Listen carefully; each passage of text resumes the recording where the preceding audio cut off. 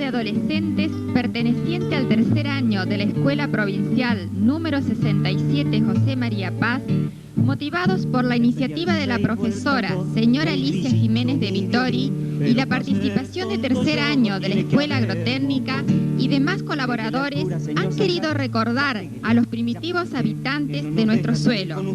A continuación, Canal 6 Telesat Maciá hace su aporte, haciendo llegar a cada uno de vuestros hogares lo acontecido durante los días 23 y 24 del corriente mes. Tengo sed de la taga porque por pobre sufriendo. Buenos Aires, ¿cómo será? Debe ser un pueblo grandote. Según me contó el maestro, allí de noche es como de día, porque hay muchas luces. Todo está lleno de luces. ¿Y para qué tantas luces? Aquí de día hay el sol, y de noche la luna y las estrellas. ¿Y para qué hacer más luces? Si nunca se podrá apagar el calor del lucero. También me dijo el maestro que hay muchas casas grandotas y una coloradita y linda donde vive el cacique grande. ¿De qué serán las casas? Me olvidé de preguntarle. ¿Serán como en Esquel? Vaya a saber.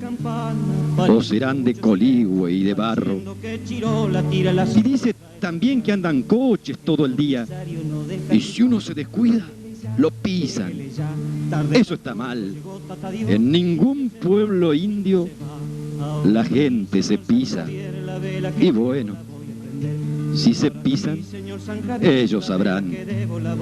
Y dicen también que hay una estatua de nuestra libertad. Y qué sé cuántas cosas más. En fin, será como él dice.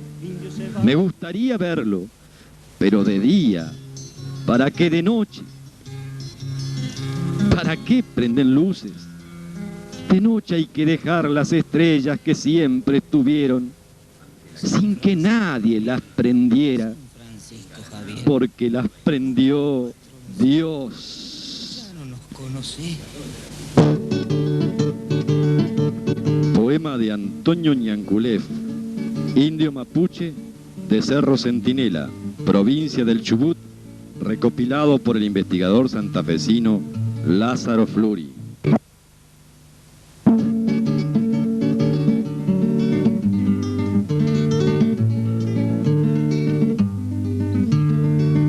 Soplaron en mis huesos que soñaban volver y aquí estoy, tata viejo, de cacique otra vez. Estás igualito que antes, pegadito a la pared.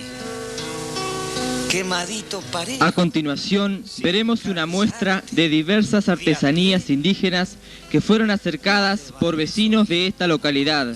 Sobre su origen nos habla el joven Beltrán Vallejos. Está el río igual que ayer.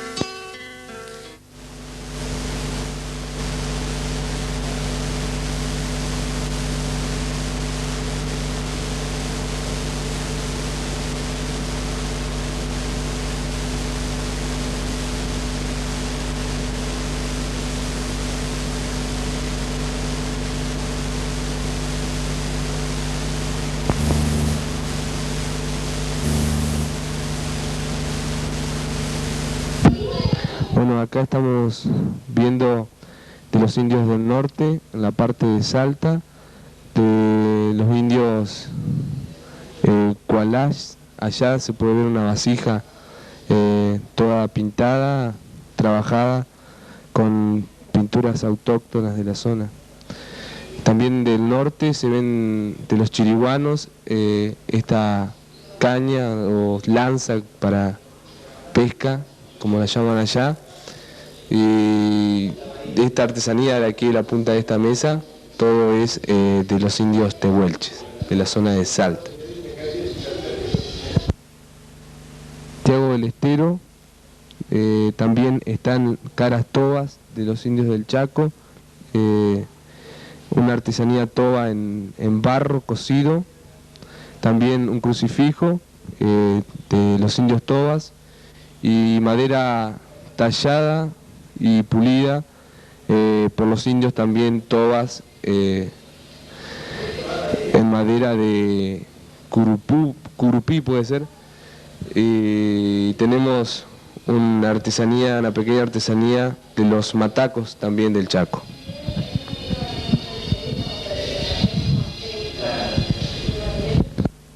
La testería es de los guaraníes en la zona de Misiones. Todo esto está hecho en una caña autóctona de la zona.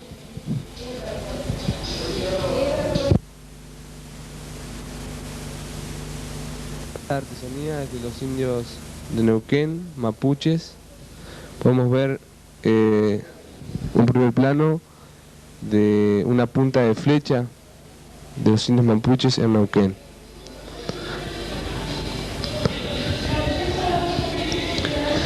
También un cucharón y una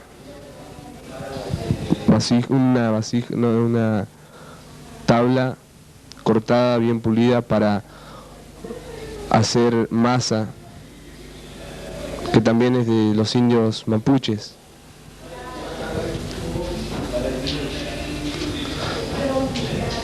Otra madera labrada utilizada para hacer tortas de maíz.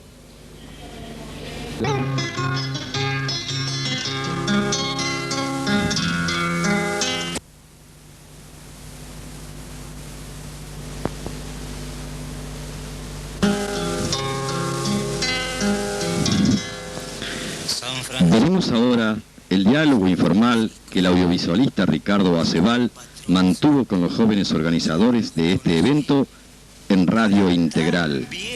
Cuando el indio, digamos, nunca le dijeron no hagan esto, no hagan más sus cultos. Ellos sabían que los guaraníes de pronto se iban a la selva y que no se iban a pasear, se iban a hacer el cultos a la tierra y a sus dioses. Y ellos nunca se lo prohibieron. Le agregaron el otro culto, le agregaron el rezo, las oraciones, le agregaron la misa, pero nunca le prohibieron que siguieran creyendo en Tupá. Y creo que es la forma, ¿no? Acá, por ejemplo, esta gente que está trabajando en la provincia de Misiones, como decíamos hoy, hay veces que pueden pasar 3 años, y si no preguntan ellos no le dicen nada.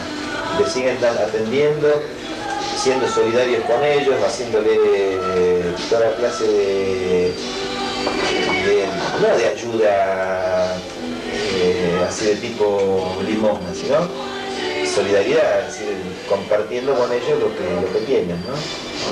Pero si no preguntan por la fe, ellos no le dicen nada. Esperan a que ellos pregunten, no le imponen. No los obligan a ir a la misa.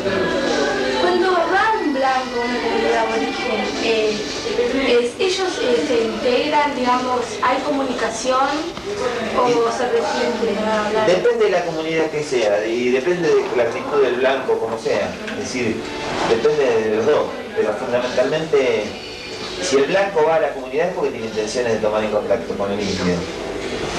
Evidentemente no va, si no tuviera intención de comunicarse no hubiera ido, pero el indio lo recibe con desconfianza hasta que comprueba que va con buena intención. Si la comunidad es una comunidad que no tiene mucho acceso con el blanco, normalmente tarda un tiempo en producirse el diálogo. Por ahí el blanco tendrá que quedarse varios días, un mes, o lo que sea, hasta que vayan tomando tratos, se vayan tratando uno con otro y se vayan dando cuenta de cuáles son las intenciones. Entonces ahí después ya tiene acceso. Pero si no, si la comunidad está más o menos acostumbrada al tratamiento con los blancos, por ahí en el mismo día, así no se puede hacer el diálogo más o menos productivo. Si no, se hace un diálogo, pero ellos esconden todo lo que uno quisiera saber, no se ¿Hay alguna tribu con poco contacto con los blancos?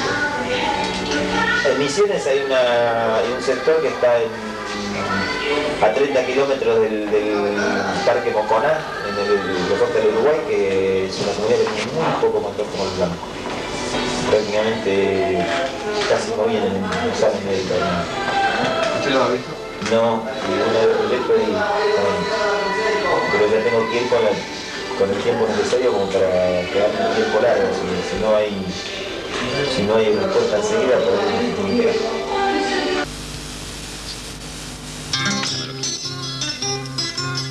Estado de Michoacán, México, una reunión internacional de instituciones indígenas de diversos países de América. En la misma, entre otras muchas decisiones, se determinó que el 19 de abril se celebraría el Día del Indio Americano. Esta fecha no fue sugerida por los aborígenes, sino por instituciones que trabajaban por ello. Lo cierto es que no se sabe si fue solo rara coincidencia el hecho de que fuera la misma que marcó la muerte de Tupac Amaru en 1781. Desde entonces, muchas ciudades de la Argentina y otros países de América Latina aprovechan cada semana del aborigen en torno al 19 de abril para realizar charlas, conferencias, actos recordatorios que muestran al resto de la sociedad que los aborígenes existen y que deben ocupar el lugar que les corresponde como ciudadanos, cualquiera sea su etnia de la que procedan. Movidos por el mismo ideal, invitamos a todos ustedes a que escuchen la siguiente charla a cargo del señor Ricardo Acebal, periodista del diario Clarín y fotógrafo, quien agradecemos su presencia. Y bueno, en nombre del tercer año de la escuela número 67, General José María Paz, y tercer año, con la colaboración del tercer año de la Escuela Agrotécnica, le hacemos entrega el siguiente presente y bueno, que sirva como recordatorio.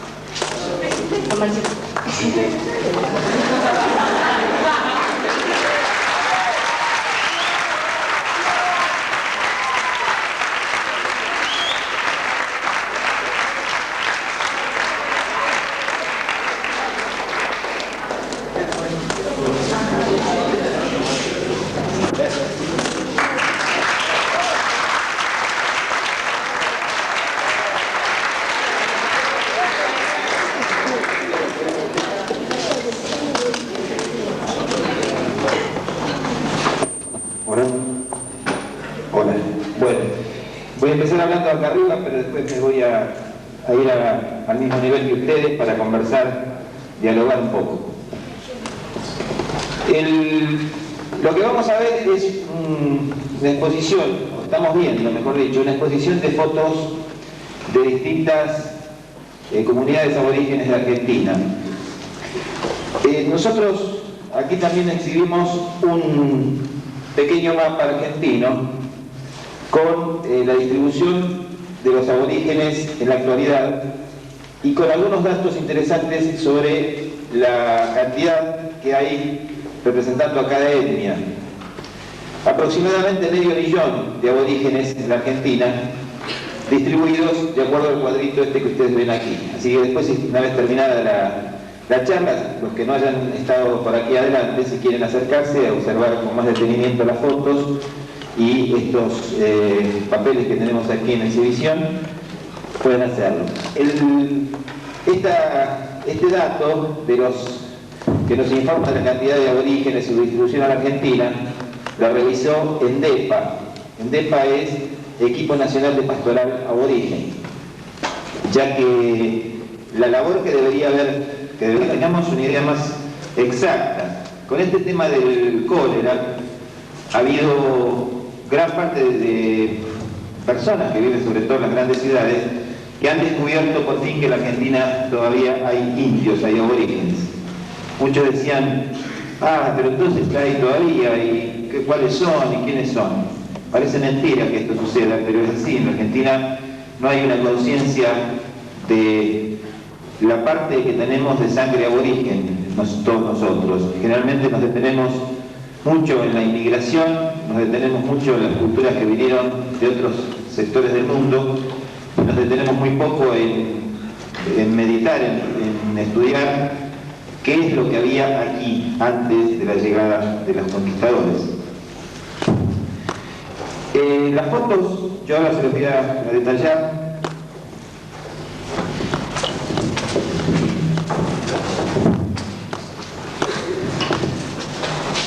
Aquí tenemos, comenzamos por dos niños de la etnia Selknam.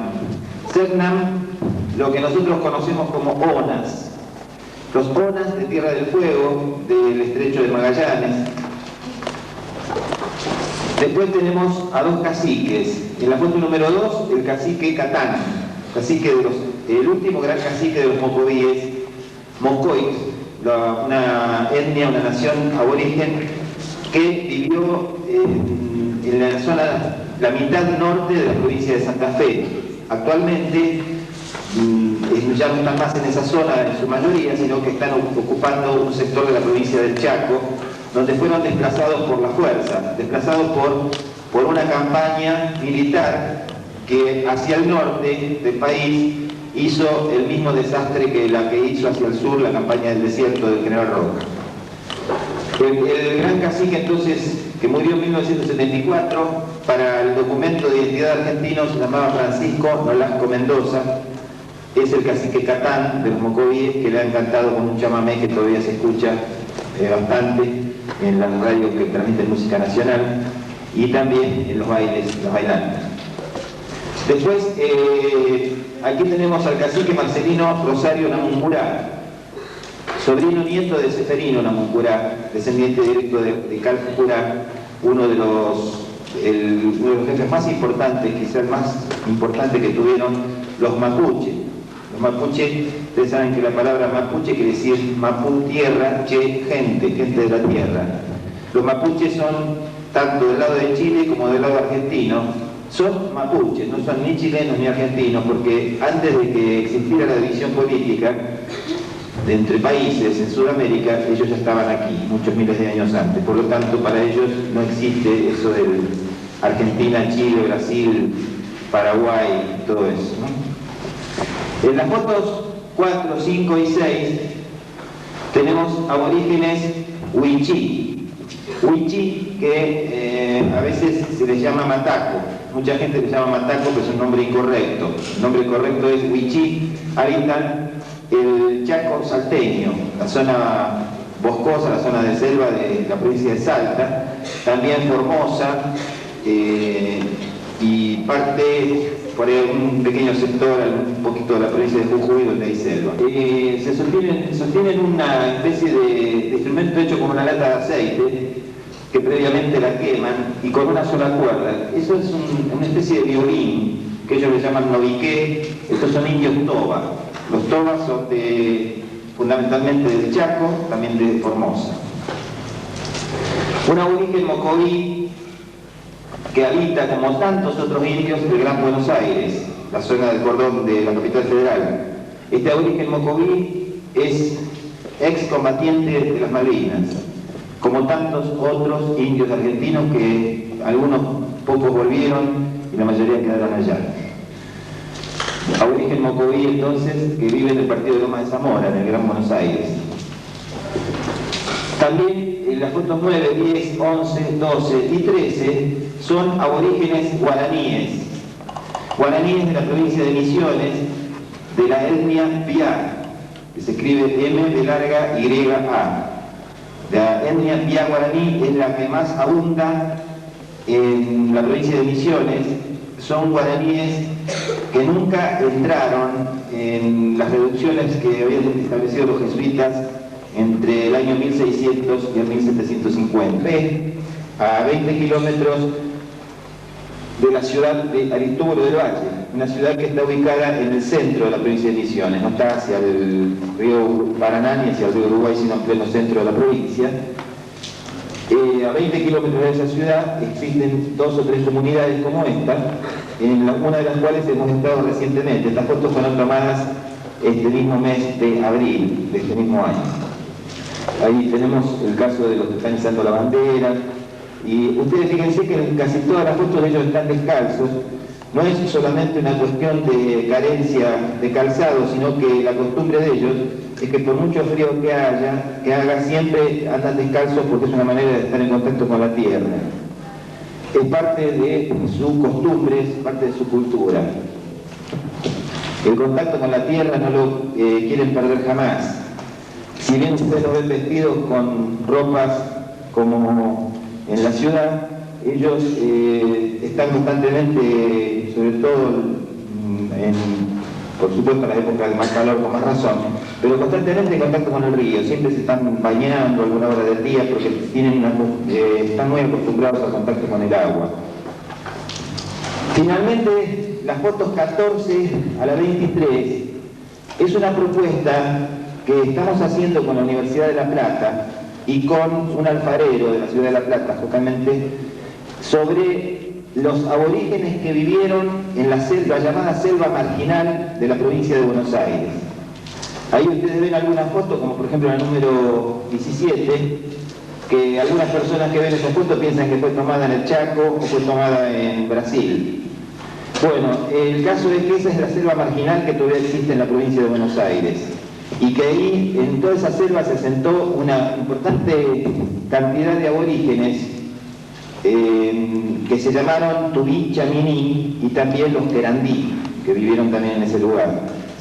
Nosotros como ya no existen representantes de ellos, hemos tomado un modelo de un chico que responde con las características físicas de este tipo de aborígenes que vivieron allí, y entonces hicimos este trabajo. Estamos haciendo una investigación bastante profunda con la gente de la Universidad de La Plata. Una investigación que empezó recién hace 2 años nada más. Se ha encontrado gran cantidad de cerámica de ellos en esa zona, enterrada, lo cual demuestra la calidad de trabajos que hacían con la arcilla que extraían de la costa del Río de la Plata. Se encontró cerámica, se han encontrado restos humanos, se han encontrado muchas cosas que se están analizando. Se calcula que puede tener una antigüedad de 1000 años más o menos, la comunidad Tubí, Chaminí. Y después, por supuesto, los Querandí, que fueron los que tomaron contacto ya en el tiempo que llegó Pedro de Mendoza, ¿no? Por la primera fundación de Buenos Aires. La intención de esto es justamente mostrar algunos grupos aborígenes, la intención de esta exposición, de algunos grupos aborígenes que no siempre son los más citados al momento de hablar de los indios en la Argentina y en Sudamérica. Porque hay una equivocación que se comete con respecto a los aborígenes, de querer, y con respecto a todos los seres humanos en general, la de querer, como creemos que eso es absolutamente falso, que no existe eso, porque los guaraníes, por ejemplo, no eran constructores de grandes casas y sin embargo eran dueños de una cultura muy amplia. Ellos tenían 3 idiomas, manejaban 3 lenguas distintas los guaraníes. Una lengua común para la conversación de todos los días, una lengua especial para los temas religiosos y una lengua muy selectiva que manejaban solamente los encargados de transmitir la cultura, las bases culturales de una generación a otra. Una lengua casi como secreta, ¿no es cierto? Es decir, había todo un mundo, los guaraníes, por ejemplo, tenían un gran mundo místico, un gran mundo religioso, y tenían una serie de normas que regían su vida, en las cuales una que deberíamos enfrentar todos es la del absoluto respeto por la naturaleza, cosa que es común a todos los aborígenes, no solamente a los guaraníes. Nosotros tenemos en esta zona una proximidad bastante, estamos bastante próximos, quiero decir, a los guaraníes, en este lugar que nosotros estamos habitando, y sobre todo a los charrúas. Los charrúas también se han dicho tantas cosas, tantas barbaridades, a partir del momento de que se comieron a Solís y todas esas cosas, que evidentemente uno piensa entonces que no conviene tener en cuenta para nada a los aborígenes porque eran algo atrasado, algo de otro tiempo, algo que no sirve para nada. Esa es la idea que nos han ido forjando constantemente a través de muchos años. Por eso es que en este momento hay alguna gente que está festejando los 500 años de la conquista de América, porque dicen algunos que si no hubiera sido por los conquistadores nosotros estaríamos todavía viviendo desnudos con la plumita en la cabeza. Y había algo que el general San Martín decía respecto de eso, un hombre sobre el cual a quien no se le puede negar cultura, a quien no se le puede negar importancia en Sudamérica, y que decía que lo que había que hacer era libres, que era preferible, dicho en otras palabras, preferible desnudo libre y no vestido y sometido, ¿no es cierto? Sí, él se refería justamente a que la dignidad no pasa por la ropa, por la parte exterior de lo que se usa, sino se pasa por otra cosa mucho más profunda que es el interior de los seres humanos. Y que la libertad es algo que se consigue justamente cuando se está seguro de por qué se la defiende. Nosotros tenemos que estar absolutamente seguros de que en América, y que en esta parte de América que nosotros habitamos, hubo una serie de culturas de las cuales nos podemos sentir totalmente orgullosos, y que no son inferiores ni son desechables, como muchas veces se ha intentado demostrar, como que aquí solamente los que traían la cultura eran los que venían del otro lado del mar.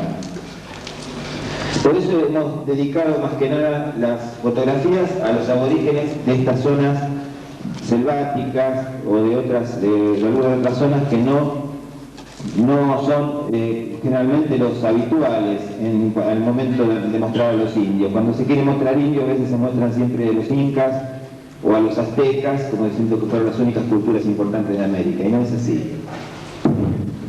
Yo voy a hacer un poco lo que hicimos esta mañana, de abrir un poco la conversación con ustedes y que ustedes también digan lo que tengan que decir y pregunten lo que quieran preguntar. El día de mañana vamos a proyectar aquí audiovisuales sobre los mocovíes y sobre los mapuches. Vamos conversando todos y nos escuchamos todos.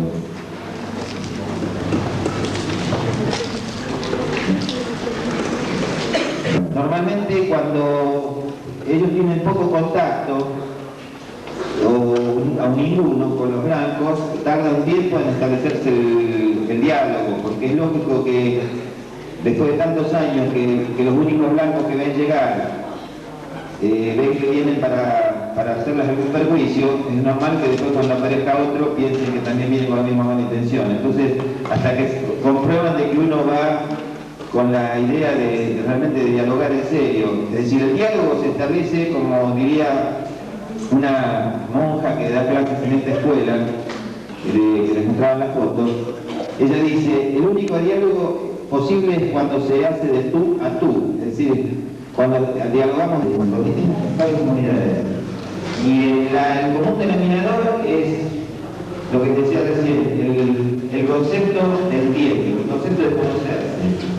Nunca un aborigen comienza un diálogo sobre temas que uno le preocupe sobre ellos, ¿no? Que uno quiera saber mucho.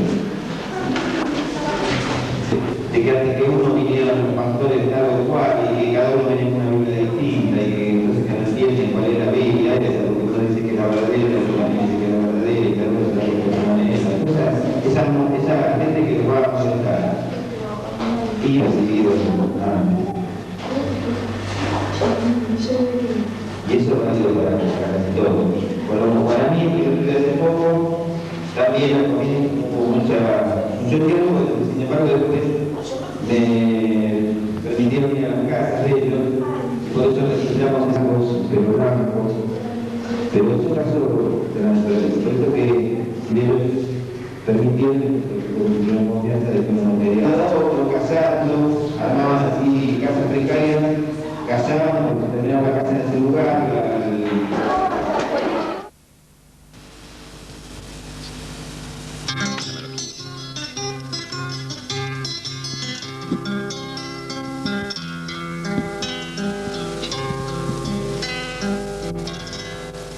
San Francisco Javier, San Francisco Javier.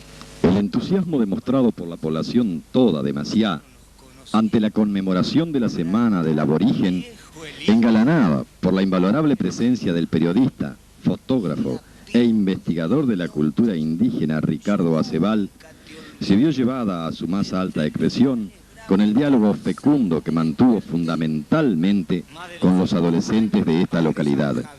Prueba de ello es que existió entre estos y el periodista un contacto permanente y afectuoso que desprendió de los jóvenes su habitual tendencia a la inhibición, dando lugar a que ahondaran en el tema con una serie de preguntas cuya significación e importancia es digna del mejor elogio.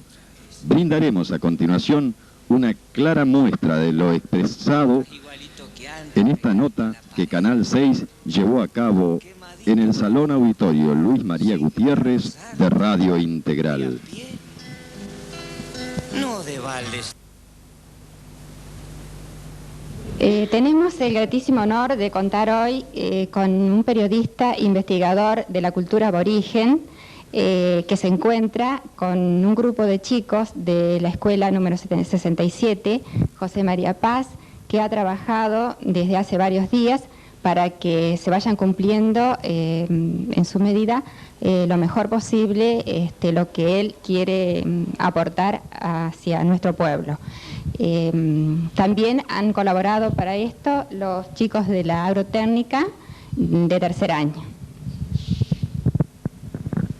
Bueno, vamos a pasar entonces a hacerle un poquito de preguntas acerca de cuál es su labor investigativa acerca del tema. Ante todo, muy buenas noches y pasaríamos a hacerle las primeras preguntas. No sé si quién se largaría la primera pregunta. ¿Cuánto tiempo viene trabajando así con los aborígenes? Bueno, yo estoy trabajando en esta materia de investigar nuestras culturas hace ya 14 años como audiovisualista y ya estamos en el sexto año, incluyendo los años de tiempo argentino, como periodista. Y la historia de esta investigación surge de la necesidad de encontrar una explicación a las raíces nuestras en lo que respecta a la parte que nos corresponde como indios, como aborígenes, es decir, la parte americana que tenemos en nuestro país, ¿no? ¿Y así tiene una dificultad o no para trabajar con ellos? ¿Vos te referís a si hay dificultades? ¿Y ellos hay una relación, se trabaja bien o hay un poco de inconveniente? Bueno, el trabajo con los aborígenes depende en el momento en que se hace, la propuesta que uno lleva a los lugares donde ellos están viviendo, es decir, los lugares de asentamiento. Si uno se dirige a ellos de igual a igual, es decir, con el respeto que merece cada ser humano, por el solo hecho de serlo, no hay ningún inconveniente. En mayor o menor tiempo, de acuerdo al contacto que habitualmente tengan los aborígenes con el blanco, se puede establecer un muy buen diálogo bien profundo sobre los problemas que tienen y sobre su cultura en general. Depende del grado de permanencia que tenga ese contacto del indio con el blanco para que eso se haga más rápido o no. Hay comunidades que, como están muy aisladas de las ciudades, requieren mayor cantidad de tiempo para poder hacer el diálogo, ¿no? En otros casos, en poco tiempo se puede hacer, en un día, en 2 días, uno entra ya en confianza como para conversar de los grandes asuntos que tienen los indios pendientes de resolución. Usted, con todos los estudios que ha hecho, ¿cree que el hombre blanco se está resignando a que los indios son los verdaderos dueños de esta tierra, o todavía les queda mucho por convencer y todo eso? Bueno, en esa pregunta hay ya una afirmación. Dentro de la pregunta hay una afirmación de un concepto. Yo creo que el blanco todavía no está convencido de que se equivocó en muchas cosas en el mundo. Es decir, hay una soberbia, a veces alimentada por intereses creados, que hace que no se acepte, por ejemplo, la medicina aborigen, entre tantas cosas, ¿no? Por ejemplo, hay enfermedades, hay variedades de cáncer que está comprobado que hay sectores aborígenes que lo curan, y sin embargo la medicina oficial de los blancos no lo acepta, y prefiere por ahí que se le muera un paciente sometido por los rayos y por otras cosas, otros procedimientos químicos, antes que aceptar que puede haber una curación que no es la que dice la medicina oficial. Entonces, digo esto por dar un ejemplo, pero empecemos por el tema del respeto a la tierra. El blanco, estamos viendo lo que pasa con las represas, lo que pasa con el envenenamiento de los ríos, con el descalabro que se ha producido con la capa de ozono y todo eso. Y eso jamás hubiera sido hecho por aborígenes, porque el aborigen de todas partes, incluido por supuesto el nuestro, tiene un respeto absoluto por las leyes de la naturaleza. Entonces, además hay una cosa fundamental que nos diferencia. El aborigen considera que es parte de la naturaleza, no que es el rey de la creación. El blanco cree que es el rey de la creación, por eso con mucha soberbia la ataca permanentemente la naturaleza y la destruye. En cambio el indio no, el indio considera que es una parte de esa naturaleza y por eso vive dentro de ella y la respeta. ¿Tienen algún tipo de educación, algo así, algún tipo de educación que después los pueda orientar a comunicarse con las personas, con los que no son, claro, con los humanos, con las civilizaciones? Y proteger a los que están marginados ahora. O sea, alguien de ahí sale, estudia y vuelve para... Bueno, respecto de si tienen una...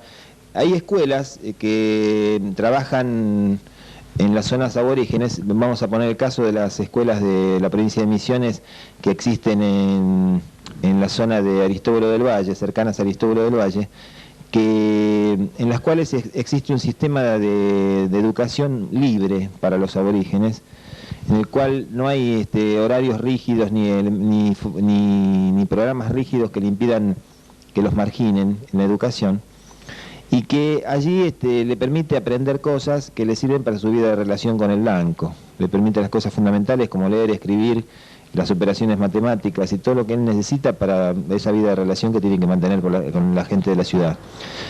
Y con respecto a si algunos salen para estudiar y vuelven a su comunidad, sí ha habido casos de aborígenes que han ido a la universidad con la intención de recibirse de abogados para poder defender, con el conocimiento de las leyes del blanco, a sus hermanos de los problemas múltiples que tienen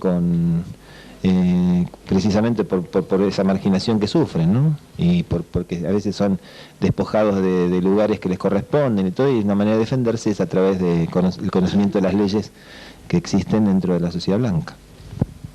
Hoy usted nos estaba hablando de que no aceptaban los blancos, no aceptaban la medicina de ellos. ¿Usted sí no podría contar para todos lo que usted vio? Sí, cómo no. Bueno, yo en ocasión de realizarse un congreso, una reunión importante de aborígenes en la ciudad de La Rioja, yo fui a visitar a un amigo que no veía hacía muchos años, que vive allí, un muchacho nacido en Las Lomitas, en Formosa, es decir, que también él tiene algunos rasgos de indio y seguramente tiene sangre aborigen en él también. Y él estaba sufriendo una enfermedad que lo tenía postrado hacía mucho ya. Cuando le pregunté qué le sucedía, me contó que tenía convulsiones, tenía un problema parecido a la epilepsia, donde sufría caídas así de pronto en el suelo, se revolcaba y se lastimaba totalmente a raíz de esa enfermedad. Y que hacía ya 3 meses que lo estaban tratando en Córdoba, en clínicas especializadas, psiquiátricas y demás, y no podían encontrar el problema cuál era. Entonces, como yo conocía que en la reunión de los aborígenes había varios curadores, es decir, varias personas de las que se conocen como chamanes, ¿no es cierto? Gente que conoce de medicina, conoce de la medicina física y también de la medicina del espíritu. Entonces recurrí a uno que yo sabía, un toba, un hombre toba, que vive en la comunidad toba de Rosario, cercano a la ciudad de Rosario, en la provincia de Santa Fe. Y logré que él lo viera al muchacho. Yo me iba a retirar en el momento que iba a comenzar la curación, pero el chamán me pidió que me quedara y que se quería sacar a fotos y que se quería grabar, a lo cual me sorprendió mucho porque eso es una concesión muy grande para alguien que no es de la comunidad, que se le permita grabar o fotografiar un momento como ese, porque es un momento de gran espiritualidad y que a veces uno puede estar estorbando en ese momento. Sin embargo, yo pude ver toda la curación, que consistió en cantos rituales. Primero le preguntó, por supuesto, al paciente qué le pasaba. Después el chamán cantó canciones en su lengua toba, durante varios minutos. Enseguida hizo oraciones en lengua toba y a veces algunas palabras en castellano mezcladas, donde se lo nombraba también a Jesucristo, aparte de los dioses que él nombraba de los tobas. Y finalmente, bueno, a continuación comenzó a sorber, así a chupar en las sienes del enfermo. Chupaba y se daba vuelta y escupía lo que aparentemente sorbía dentro de la cabeza del enfermo. En varias oportunidades lo hizo y después nos manifestó que le había resultado bastante complicado porque parecía que el mal era bastante fuerte, pero que lo había podido controlar. Y después le recetó unas hierbas, unos yuyos de la zona de ahí mismo, cerca de donde este chico vive, en La Rioja. A la hora y media comenzó la recuperación y al tiempo me enteré que se había curado totalmente. Junto conmigo, presenciando todo esto, había un médico, al cual yo le pregunté qué opinaba como doctor. Y él dijo que si alguna vez los médicos blancos aceptáramos que hay otra medicina aparte de la que aprendimos nosotros y nos ayudáramos mutuamente con estos otros médicos, habría muchas más enfermedades que se curarían que las que se curan ahora. Es decir, que fue una respuesta muy... A mí me pareció muy inteligente de parte de él, ¿no? La respuesta. Es decir, no siempre los médicos aceptan eso. Hoy nos comentaba usted en uno de sus próximos proyectos que iba a hacer un viaje a Misiones o a una tribu, no recuerdo bien, una tribu que tenía poco contacto con la gente civilizada, como mal se llama, ¿no? Con los blancos. Y que, bueno, ya a mí me gustaría preguntarle cuáles son sus próximos proyectos para esta expedición o como lo quiera llamar. Bueno, está bien. La gente a la cual yo me refería es un grupo que está a 30 kilómetros de los Altos del Moconá. ¿Por qué no vienen para acá atrás? Así se juntan acá en la rueda. Hay una agrupación que hay cerca de los Altos del Moconá, en el Alto Río Uruguay, que están internados en el monte unos 30 kilómetros y que tienen muy poco contacto con las ciudades de blancos. Y justamente una de las intenciones es ir a conocer a esta gente, estos hermanos nuestros, y ver en lo posible poder participar de sus ceremonias. Ellos son profundamente religiosos. Los guaraníes tienen un mundo religioso muy rico, muy hermoso y muy interesante para conocer. Pero no es fácil que se permita que uno participe en esos ritos. Pero lo mismo quisiera ir para poder investigar su vida, para poder ver cuáles son sus situaciones, así de sus problemas, y poder tratar de hacer algo para acompañarlos solidariamente en sus cosas, ¿no? Que creo que es la manera de actuar. Nunca creer que uno les lleva la solución a los problemas, sino acompañarlos con solidaridad y tratar de aportar lo que puede. Por ejemplo, si puedes llevarles elementos que les sirvan, bueno, llevarles, y si no, pero nunca de llevárselos como una dádiva, sino llevárselos como algo que se comparte de igual a igual, como algo que es de uno. Claro, nunca tenerles lástima, sino porque eso es una de las cosas que se ha hecho a veces equivocadamente, muchas veces, y no sirve para nada, por supuesto. Son hermanos nuestros que tienen la misma calidad humana que nosotros. Entonces, esa es una intención de ir a conocer esta gente y después trasladarlo a las notas y trasladarlo a los audiovisuales que alguna vez seguramente vamos a pasar aquí en Maciá también, ¿no? Usted ha estado varios días así con ellos, ha convivido con ellos y bueno, y nos puede contar cómo qué hace la mujer o los chicos. ¿Por qué no nos cuenta un poquito eso? Sí, cómo no. Bueno, la vida con ellos es muy sencilla porque es una vida natural. Cuando uno asume la responsabilidad de... Justamente estamos mateando, que es una cosa de los guaraníes, ¿no? Estamos de hablar de ellos y de paso lo acompañamos con el mate. La vida con los aborígenes no es difícil. En la medida que uno pase un tiempo y demuestre de que está dispuesto a... realmente que está asumiendo la cultura de ellos. Es decir, que si uno tiene que ir a un lugar, yo no voy a ir, por ejemplo, a la casa de ellos a exigirles una mesa con un mantel como el que yo tengo en mi casa, ni les voy a ir a exigir determinadas comidas o determinadas cosas que ellos no van a dar. Es decir, tenemos que adaptarnos, ¿no es cierto?, todos un poco a cada uno. Lo mismo que si de pronto en ese momento el diálogo no está para darse, hay que dar tiempo. Y bueno, yo como persona que habito la ciudad y que ejerce una profesión urgente como la del periodismo, de pronto me puedo equivocar y querer apurar un diálogo, y eso es un error total. Uno tiene que dar mucho tiempo porque el aborigen tiene todo el tiempo del mundo, jamás apura a la naturaleza. Entonces, se puede ver así, de esa manera, se puede compartir las cosas que hacen en la casa, cómo las madres alimentan a sus chiquitos, cómo hacen la comida, cómo juntamente, y bueno, trabajan en esa zona, en la zona de guaraníes, se come mucha mandioca. O sea, la mandioca de distintas formas, ¿no? Es decir, reemplaza la papa, es decir, que hervida, cocida, de distintas formas, se come, y a veces algún animalito que se caza en el monte cuando se quiere comer carne, por supuesto que asada, lo cocida, y también pescado, el pescado de los arroyos, de los ríos, que se tengan cerca. El guaraní generalmente hace sus casas siempre cerca de algún curso de agua porque es una persona que le da mucha importancia al agua. Tiene una cultura muy acuática, le gusta mucho bañarse. Los chicos están en la escuela, hoy comentábamos, están en la escuela, por ejemplo, a lo mejor hace una hora que entraban a la clase y de pronto uno de los chicos dice, maestro, nos vamos a bañar. Se levantan todos y se van todos a bañar. Y se olvida, hasta que no terminan de bañarse, no vuelven a la clase.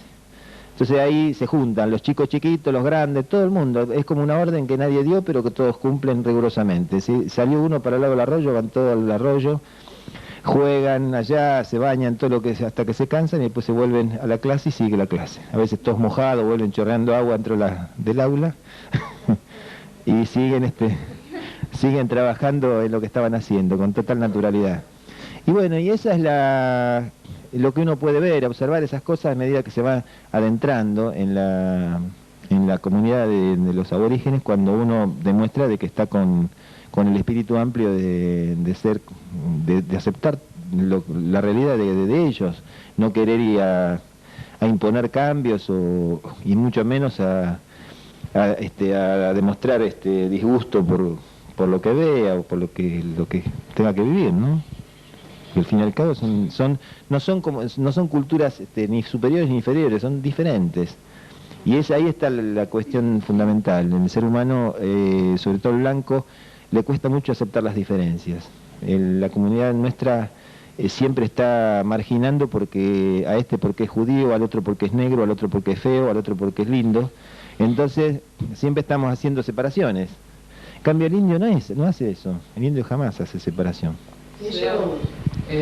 Muchas veces yo escuché que el indio argentino era haragán, no tenía una buena cultura. ¿Por qué se dice eso y qué opina de eso? Mirá, el parámetro para medir la haraganería o la laboriosidad de la gente es un parámetro totalmente blanco. Hay que ver, para poder determinar si el aborigen es haragán, habría que determinar qué propuesta de trabajo se le hace. Si yo le propongo en Misiones todas las cosechas que se hacen del tabaco, de la hierba, del té, participan masivamente los guaraníes. Y ellos, los patrones de ahí, están muy contentos que lo cosechen ellos, así que evidentemente tan haraganes no son. Lo que pasa es que si yo propongo, supongamos en una zona donde ellos están, un cultivo que ellos no sienten como propio, no sienten como necesario, y bueno, lo más probable es que no lo hagan. Me digan sí, pero después no lo hagan. Y no es que no lo hacen por haraganes, sino porque a lo mejor yo le estoy proponiendo un cultivo de una planta que va contra la costumbre, contra la cultura de ellos, que ellos no la ven, no la aceptan. Entonces no se van a oponer, no se van a enojar y me van a echar a patadas ni nada. Me van a decir sí, pero no lo van a hacer. Entonces yo voy a decir, no, eso no los agarran, no quieren cultivar la tierra. Entonces, para afirmar una determinada cosa así, de que no quieren hacer cosas o no quieren dar determinada cosa, hay que ver cómo es la propuesta que yo le hice. Si yo me acerqué con un espíritu amplio de comprensión y dije, bueno, esto puede ser una suma de dos cosas, de lo que ellos necesitan y de lo que yo necesito, y a lo mejor sumando estas dos cosas, mitad y mitad, podemos lograr una cosa entre los dos. Y otra cosa es si yo voy a proponerle algo que me conviene a mí solo. Por ejemplo, jamás uno le puede ir a proponer a los guaraníes o cualquier otro grupo aborigen que casen animalitos cuando están en cría. Entonces yo voy a decir, ¿no ves?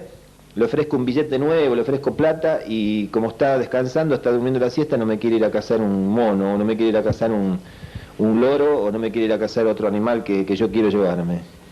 No es que no lo haga, él no va a decir por qué no lo hace, él no va a ir, pero no lo hace porque es atentar contra el orden natural, es porque en ese momento él sabe que están haciendo cría los animales y que no hay que cazar ni matar ningún animal en esas circunstancias. Entonces yo también puedo pensar, este no lo hace porque es un vago, si yo estoy ofreciendo plata, ¿por qué no va? Y bueno, hay razones para todo, ¿no es cierto? Es decir, yo no creo que sean vagos ni que sean nada de eso que se dice, simplemente hay un enfoque cultural distinto que hace que hay cosas que ellos no van a hacer nunca porque están en contra de lo que ellos siempre defendieron, en contra de su cultura, decididamente. Por eso no lo hacen, no porque sean haraganes. Hay trabajos que no los hacen, además porque tampoco son tontos, hay veces que les ofrecen trabajar y no les ofrecen plata.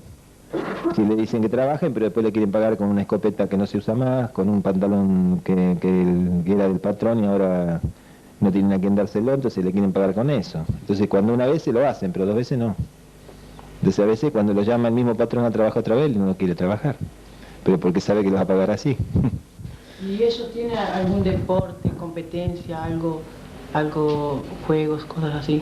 Bueno, en los BIA se han perdido los juegos, fundamentalmente se dice que los guaraníes son los autores o los padres del fútbol, porque en realidad el deporte del juego de pelota con los pies, que eso es el fútbol, nació en América, era un juego que se jugaba, no nos olvidemos que el caucho es de acá, es americano, y que todos los juegos de pelota son americanos, y que la primera vez que algún blanco vio a alguien corriendo una pelota y pateándola con los pies sin tocarla con las manos fue acá.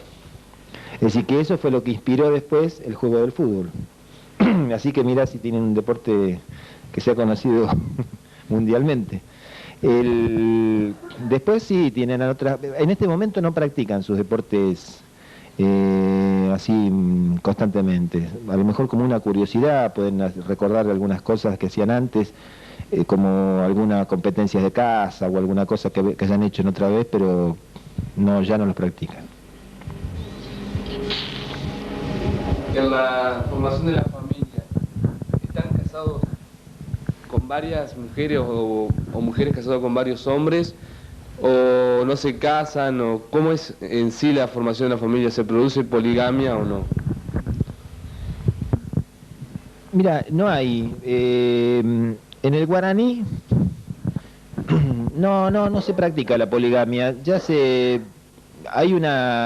bien es una tradición en los aborígenes tener 4 o 5 esposas, que han llegado a tener 4 o 5 mujeres, fíjense que cuando se practicaba totalmente eso, las 4 o 5 mujeres eran esas 4 o 5, no eran cualquiera 4 o 5.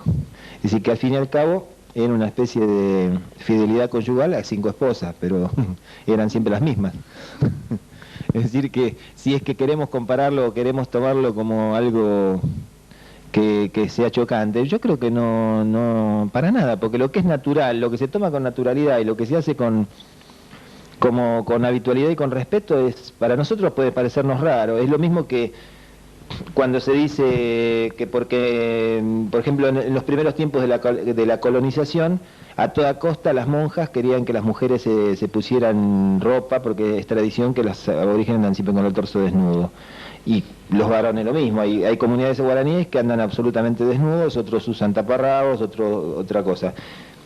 Y bueno, pero ¿y qué es? ¿Dónde está el problema? Es decir, en el desnudo en sí no hay ningún problema, porque entonces sería como decir que el cuerpo es un pecado por sí mismo. Entonces, ¿en qué quedamos? ¿El hombre no está hecho a la semejanza de Dios?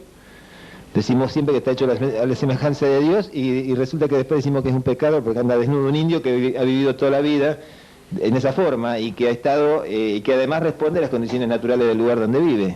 Aparte no nos podemos asustar de que los indios anden desnudos y hay muchas personas que son indios, que no son indios y andan desnudos también. Claro. Se puede ver en el verano, en las playas, o sea, también. Claro. Pero el tema es que justamente para uno es una cosa natural y para otro es algo provocado, ¿no es cierto? Es decir, que ahí está la diferencia también. Y por eso que a veces yo le digo muchas veces a los chicos, sobre todo en las escuelas, es preferible una desnudez digna y no una vestimenta indigna, porque realmente hoy cuando hablábamos de la colaboración, que hay que mandarle cosas, yo les decía, algunos chicos entendieron por ahí un poco mal lo que yo dije respecto de la ropa, de mandarles ropa, pues yo en un momento dado dije, le mandan los peores harapos, le mandan los zapatos que nadie puede usar. No es que yo esté criticando la que se le mande una ayuda de ropa, sino que lo que critico es que se mande precisamente lo que ya no sirve para nadie. Es decir, porque eso es indigno. Mandarle un pantalón todo roto, sin una camisa sin ningún botón, todo eso. Entonces, ¿qué estamos haciendo? ¿Le estamos donando qué cosa? ¿Le estamos queriendo ayudar para que se vista o le estamos queriendo que se note que es un zaparrastroso? ¿No es cierto? Es decir, hay una diferencia muy grande en eso. No es que uno esté en desacuerdo con eso. Yo estoy de acuerdo que se le ayude todo lo posible, pero no con lo peor, no con lo que ya está en desecho, con lo que se va a tirar a la basura. ¿Hay alguien como un cacique, algo que mande, que gobierne la tribu? Bueno, se mantienen los jefes, las jefaturas, sí, los cacicazgos. Según el grado de contacto con el blanco, tienen mayor o menor importancia. Cuando están muy en contacto con el blanco, el cacique pasa a tener un valor más simbólico. Pero cuando están en, por ejemplo, esta comunidad que yo planeo ir a visitar, ahí los caciques tienen mucho más importancia porque son los que conducen los ritos religiosos que se hacen puntillosamente todos los días. Al atardecer se hacen oraciones y danzas hacia el sol y a todos los dioses que habitan después. Claro, termina el mundo y después al otro día se reinicia. Entonces todas esas cosas las manejan los caciques y los chamanes con una gran autoridad. Además los consultan para todo a ellos. En cambio en las comunidades que están más cerca de los blancos ya se va como relajando un poco todo eso. Y el cacique mantiene un poder más bien nominal, ya no es tan importante como en las otras comunidades. ¿Cada cuánto tiempo cambian de jefe, de cacique, o cuando muere el jefe eligen a otro, y qué ritos hacen así cuando cambian el cacique? Y bueno, el reemplazo del cacique se hace, por lo general, se tiene en cuenta pero no es la línea familiar, no es que necesariamente el nuevo cacique tenga que ser hijo del cacique que murió. Ahí puede ser que coincidiera, pero no es hereditario la jefatura de la tribu, la jefatura de la familia grande, esa agrupación. Hay una costumbre que todavía se respeta, que es la de que alguien que aspire a ser jefe tiene que saber cazar muy bien. Es decir, que tenga que ir al monte y cazar por lo menos 2 animales importantes, que tenga que demostrar que demuestre que conoce los fundamentos de la religión, que demuestre que conoce una serie de elementos culturales y, por supuesto, materiales como el del sustento, el saber cazar y pescar. Entonces son condiciones imprescindibles para poder ejercer la jefatura de una familia. Pero no hay digamos, no es hereditario eso, No quiere decir que porque murió el hijo ya automáticamente vas a ser cacique. ¿Y cada cuánto tiempo cambia? Bueno, cuando muere el jefe se reúnen los más ancianos y eligen. Es decir, el respeto por los ancianos es muy importante en las comunidades. Sigue siendo el organismo de consulta, a los que saben toda la cultura y a los cuales hay que preguntarle las cosas más importantes. ¿Cuál es la actividad más importante que tienen durante el día? Bueno, si ellos trabajan habitualmente van a trabajar a las cosechas o cuidan quintas o trabajan para las haciendas blancas porque no tienen ya monte. Prácticamente el monte en Misiones, por ejemplo, casi ha desaparecido. Se dice que en 30 años más la selva misionera va a desaparecer totalmente si se sigue talando como se está haciendo. Entonces, al desaparecer el monte ya desaparecen las actividades que antes hacían ellos habitualmente, como eran las de ir a cazar en determinados tiempos, en otros tiempos ir a buscar determinadas plantas que después almacenaban para curar, todas esas cosas que ellos hacían en la actividad de la selva, que antes hacía el hombre, y ya ahora casi no la tiene que hacer porque le han cambiado el hábitat, ¿no? Le cambiaron el lugar donde vivía. Entonces ahora tiene que adaptarse a ir a trabajar, por ejemplo, a las estancias de los blancos, ¿no? Y esa sería la actividad fundamental del hombre. Y después la mujer, por supuesto, que está con su familia, con sus hijos. Con algunos de los grupos aborígenes que usted ha tratado, ¿alguna vez le manifestaron alguna queja o crítica por la destrucción que está haciendo el hombre blanco con la naturaleza? El diálogo sobre las cosas que le han perjudicado en forma muy profunda a los aborígenes no es fácil. Para que ellos llegan a manifestar críticas muy profundas, a lo sumo le pueden decir lo más inmediato. Supongamos, bueno, vinieron tal político y nos quiso afiliar a tal partido, o vinieron los pastores y para que no nos molestaran le dijimos que somos católicos, por ejemplo, esas cosas, ¿no? Entonces, como ustedes ya están medio hartos de que a cada rato aparezca alguno ahí a molestar. Pero salvo esas críticas, cuando ya se entra a críticas de mayor profundidad, por ejemplo, supongamos que un mapuche nos hable de la conquista del desierto, o se queje por cosas más delicadas, o los tobas nos hablen de cuando alguna vez los bombardearon, le tiraron bombas con aviones militares en el año 37.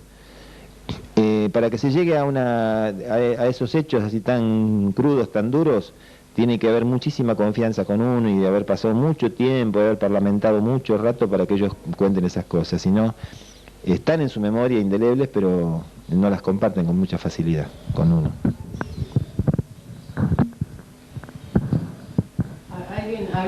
¿Algún aborigen ha dicho qué opina del blanco? ¿Le han preguntado?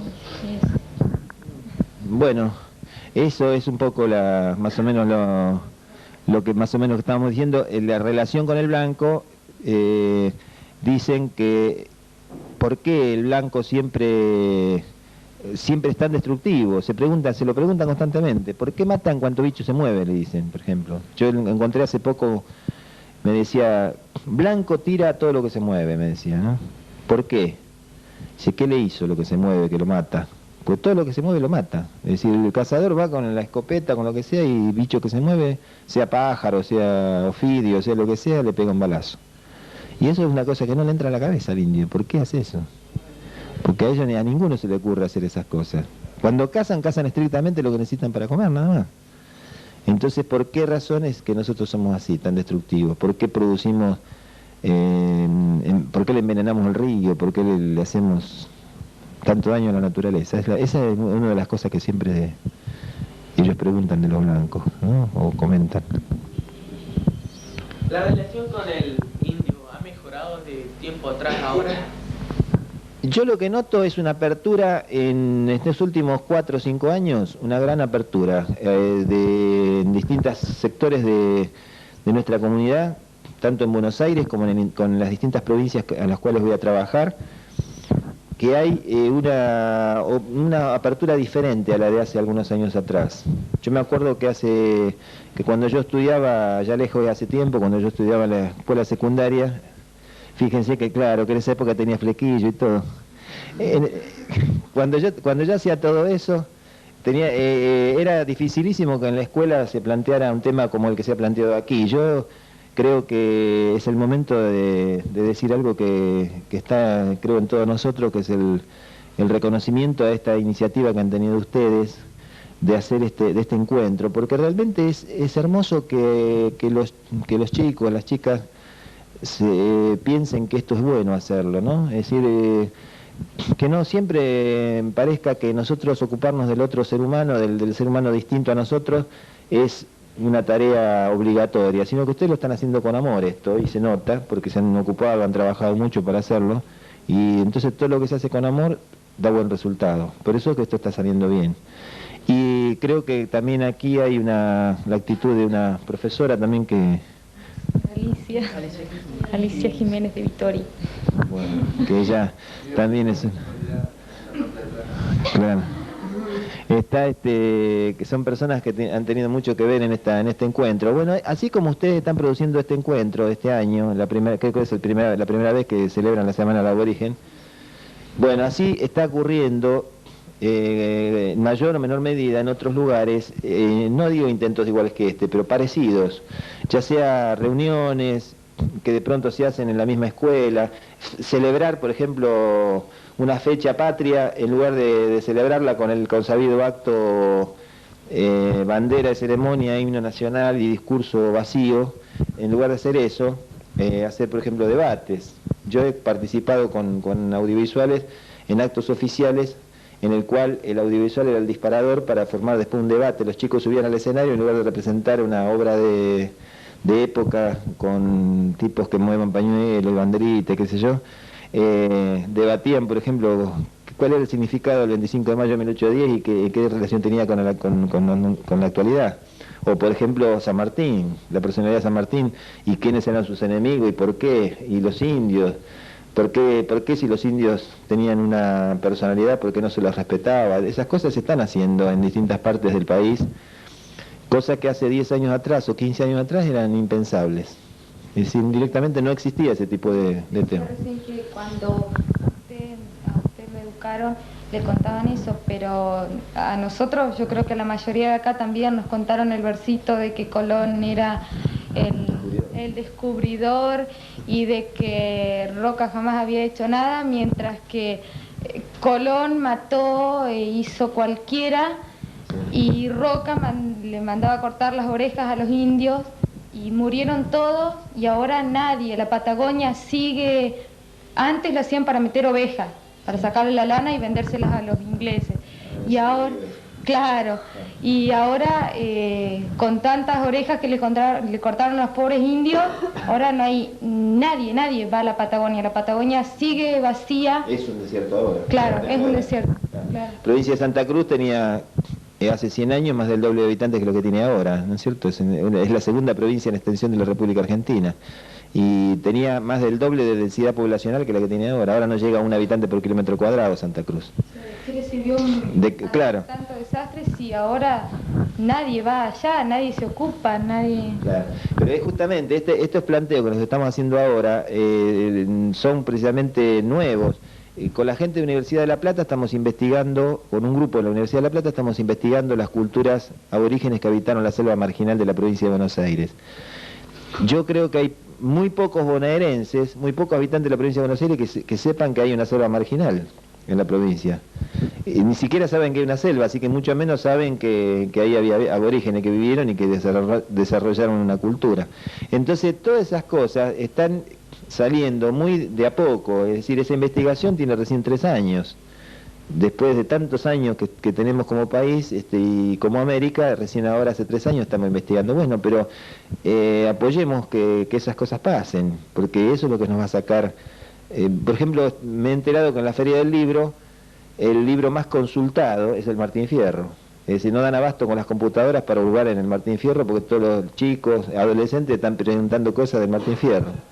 Es decir, algo querrá decir todo eso. Que podamos reunirnos en Maciá, que podamos reunirnos en la provincia de Buenos Aires, que la Feria del Libro tenga como mayor éxito el Martín Fierro, todo eso algo está queriendo decirnos. No es para que salgamos ahora con el bombo a la calle a celebrar que hemos ganado la batalla cultural y somos un país independiente. Pero es halagüeño porque por lo menos hace unos años atrás eso no sucedía. Si eso está pasando, quiere decir que algo estamos empezando a pensar que no todo es blanco y negro y que también hay grises y que los grises son los que hacen pensar, ¿no? Que es lo que nos hace pensar cómo es la cuestión para resolverla.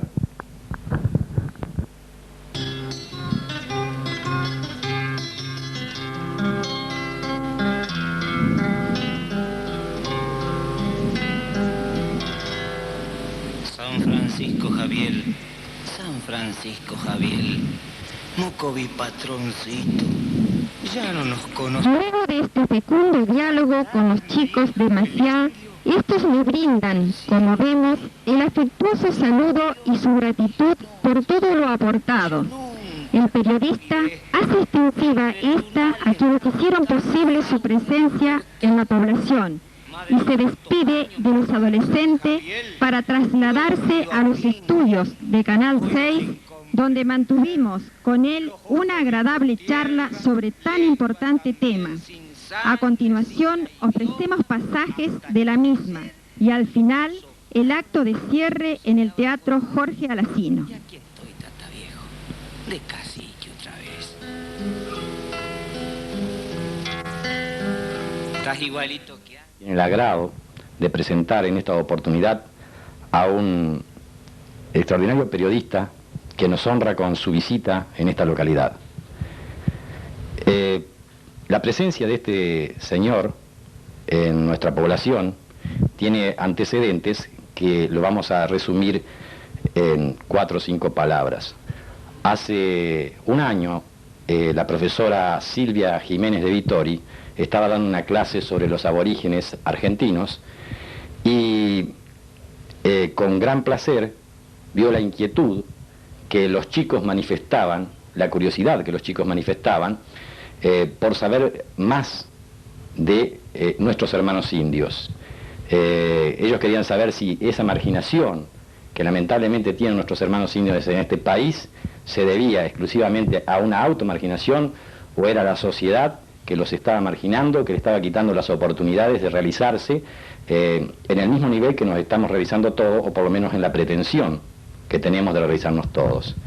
A raíz de eso surgió la inquietud de diversas personas y de diversos entes que apoyaron la visita de este periodista con el que hoy contamos, y debemos destacar fundamentalmente el apoyo brindado por Radio Integral y por la Secretaría de Cultura de la Municipalidad de Maciá, a quienes debemos agradecer profundamente la posibilidad que nos brinda de poder tener una charla con señor Ricardo Acebal, que es periodista de larga trayectoria en diversos medios de la capital federal y que hoy nos visita para hablarnos de la temática indígena. Bueno, vamos a saludar a nuestro amigo, el periodista Ricardo Acebal, que como dije anteriormente, nos honra con la presencia suya acá en los estudios de Telesat Canal 6 de Maciá. Buenas noches, Ricardo. Buenas noches y muy complacido de estar con ustedes aquí. Bueno, son muchas las preguntas que se nos ocurren hacerte porque evidentemente este tema del aborigen americano tiene una larga historia, yo diría que una triste historia. Entonces, a mí fundamentalmente me interesa, para que la gente te conozca, para que la gente sepa la razón, el porqué de esta motivación que te lleva a estudiar a todos estos hermanos nuestros, ¿cómo comenzó tu inquietud? Yo hace 14 años que hago audiovisuales y que comencé inspirándome un poco en el trabajo de la primera etapa de Argentina Secreta en el viejo Canal 7, cuando era un programa hecho en blanco y negro, con cámaras antiguas y con mucho esfuerzo. Siempre me pareció ese trabajo realmente una maravilla, indagar en nuestro país, en rastrear, buscar orígenes, para que sepamos alguna vez realmente quiénes somos y dejemos de lado esa historia de que todo lo que nosotros tenemos vino con los barcos, ¿no? Que también tenemos mucho de aquí, de América. Entonces ese fue el motivo principal de comenzar a indagar y a desarrollar, como a partir de mi trabajo como fotógrafo, avanzar hacia el audiovisual, es decir, hacer una combinación ya con grabaciones sonoras y formar muestras con audiovisuales, con la intención de llegar sobre todo a los chicos, a los jóvenes y a todo el público en general con este tema.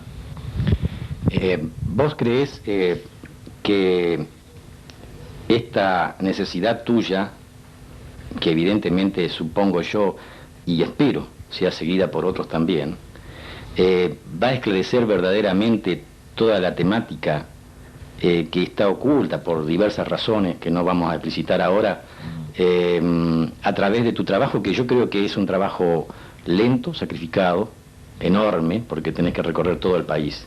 ¿Hay otra gente que haga este tipo de tareas? Bueno, hay sí gente que está trabajando en esto. Ya yo nombré recién a la gente de Argentina Secreta. También hay otras personas que lo hacen a nivel individual para poder...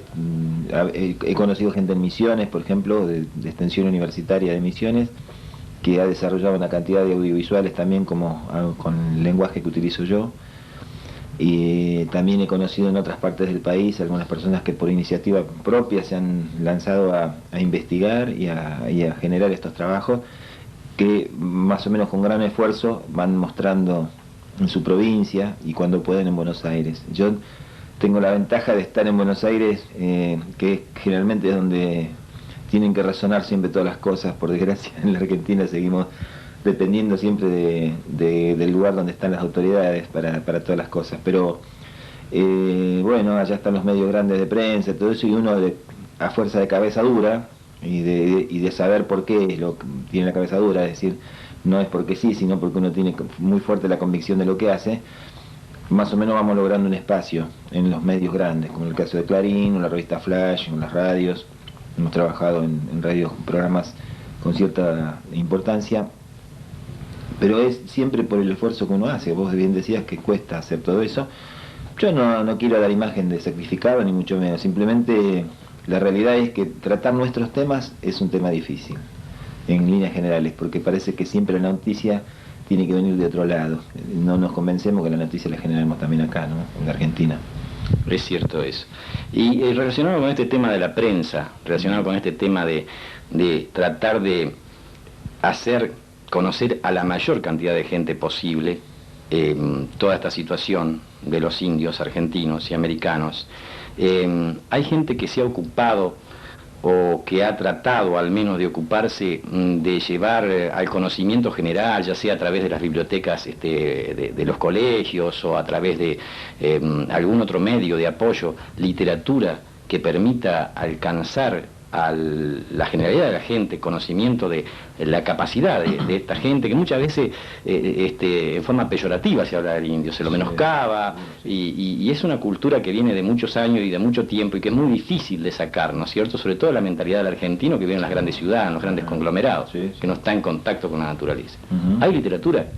Mirá, todo es nuevo en esto. ¿Sabés que yo cuando digo nuevo me refiero a pocos años? En algunos casos hay gente que ha trabajado, yo me acuerdo, uno no puede dejar de lado los esfuerzos formidables de una Adán Quiroga, que a principios de siglo realizó las investigaciones que hizo en la zona de los Calchaquíes, allá en Tucumán, en Salta, que ha dejado obras maravillosas, como precisamente un libro que se llama Calchaquí, que se está por reeditar ahora. No podemos dejar de lado las investigaciones de Dirk Edgar Ibarra Grasso, autor de un libro magnífico como es Argentina Indígena, en sus 2 tomos, que ahora están por editarle otros libros nuevos a Ibarra Grasso.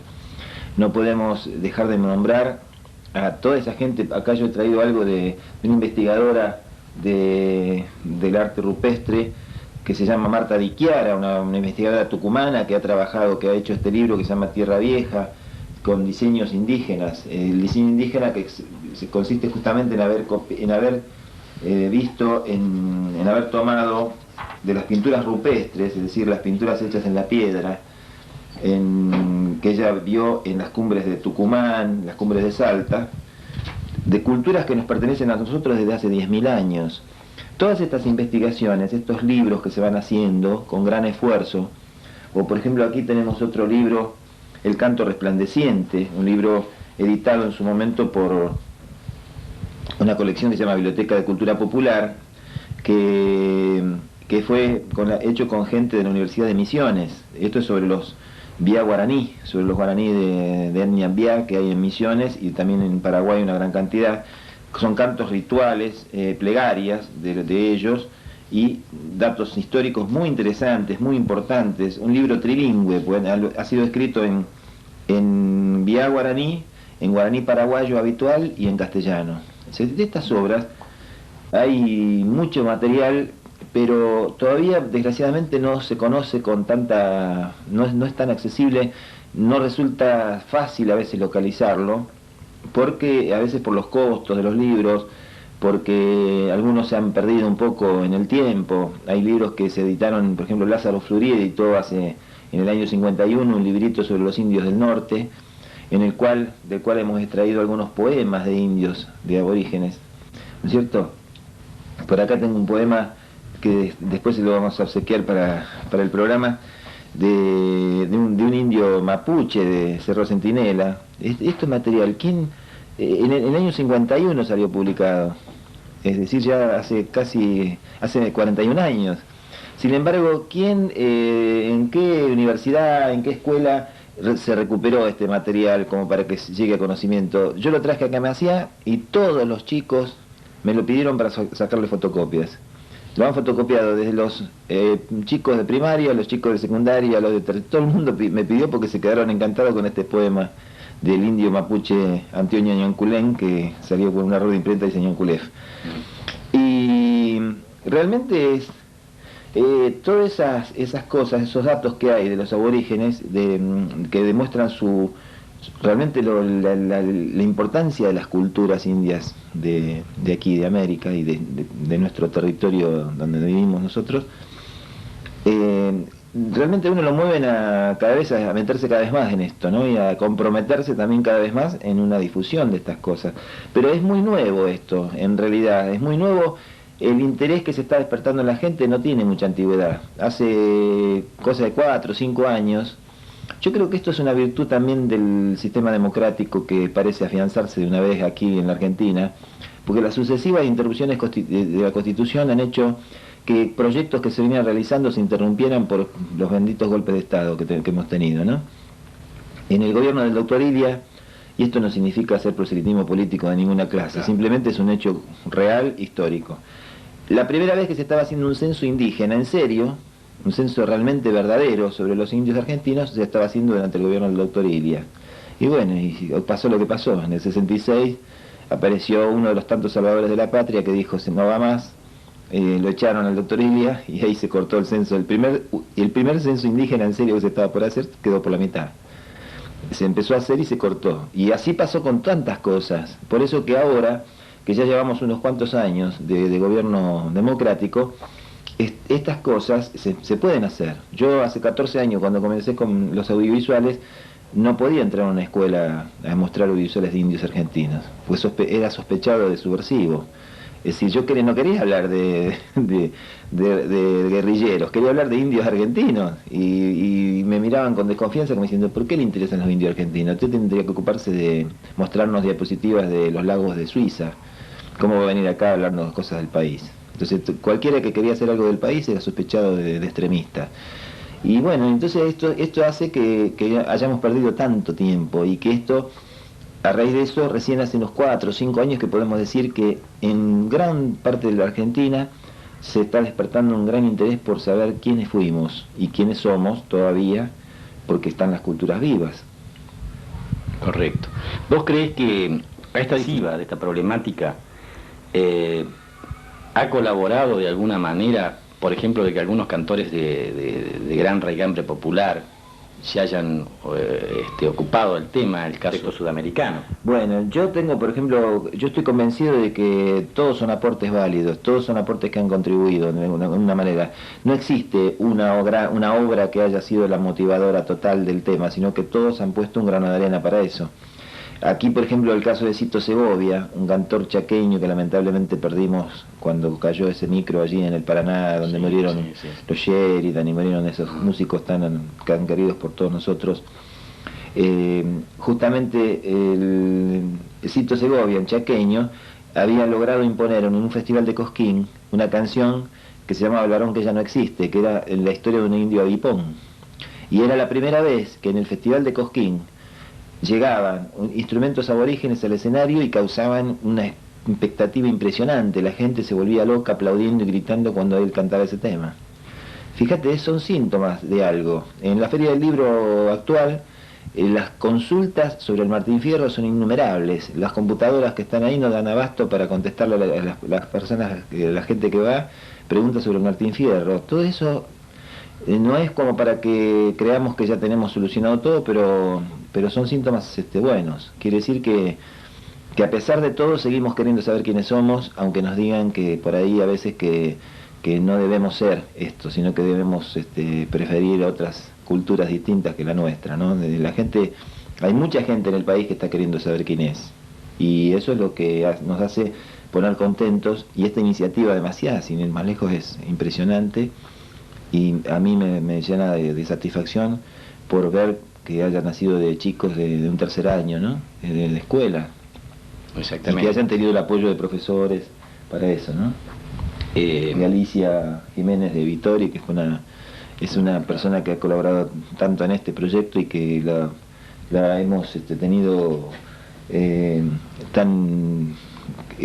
hemos pasado estos días tan buenos aquí en Maciá viendo cómo se trabaja en ese sentido. Sí, la inquietud nació también de los alumnos del tercer año, tanto del Provincial 67, José María Paz, como la gente de la agrotécnica, también del tercer año de la escuela agrotécnica. Y qué mejor, ¿no?, que las agrotécnicas se interesen por las cosas aborígenes. Exactamente. Están en contacto con la tierra, y entonces qué mejor que tocar el tema de los indios, que siempre la tierra la consideraron un bien sagrado, siempre, ¿no? Claro. Yo te quería preguntar ¿qué opinión te merece este gran festejo? Estamos en el año 1992, un año que obviamente es para la polémica, que está desatando ya grandes polémicas. Se cumplen los 500 años del descubrimiento de América y en consecuencia se preparan festejos de toda índole en todos los países que en cierto modo fueron los dominados. Mira, yo voy a decir algo que a lo mejor va a haber gente que no le va a gustar, o se va a sentir por ahí mal, pero yo te digo una cosa, a mí me gusta llamar a las cosas por su nombre. Yo creo que todo esto de los 500 años es un gran negocio de España para que la Feria de Sevilla se llene de turistas y entre muchos dólares. No nos engañemos con eso. España no está en la reivindicación de la cultura hispánica, está en el negocio. Y lo que le interesa es que vayan miles o 2 o 3 millones de turistas, si puede ser, a su feria y que le dejen un montón de dólares. Mucha gente desde aquí, desde la Argentina, sobre todo por nostalgias lógicas y entendibles. Yo también soy hijo de un padre español, mi papá era asturiano y yo también podría estar involucrado en esta nostalgia en cierto modo, pero no confundamos. Nosotros, quizá los españoles de aquí, de Argentina, estén realmente reivindicando lo que es su país, pero el festejo de los 500 años por parte de España es nada más que un negocio. No llamemos las cosas de otra forma, ¿no? Y entonces por el otro lado están los que dicen que hay que llorar el 11 de octubre. Yo creo que ni una cosa ni la otra. Yo me inclinaría por saber qué hacemos desde el 13 de octubre, no por el 11 ni por el 12, sino qué hacemos del 13 en adelante, porque en Argentina y en toda América, Sudamérica sobre todo, somos muchos los indios que habemos, es decir, somos muchos los marginados, muchos los que todavía no nos dejan decir lo que queremos decir, aunque de pronto hay democracia y hay libertad, pero los medios se siguen negando a estas cosas. Uno de cabezadura que es, insiste y por ahí le dejan meter la cuchara, como se dice, ¿no? Pero en realidad los medios de prensa y hasta ciertos medios educativos no permiten todavía que esos temas se traten con amplitud y con profundidad. Así que no son solamente los indios que se mataron en la conquista y los indios que están ahora marginados, efectivamente marginados en su vida, sino que somos muchos más los que estamos formando parte de esa gran legión que queremos ser americanos, que queremos ser sudamericanos, ¿no?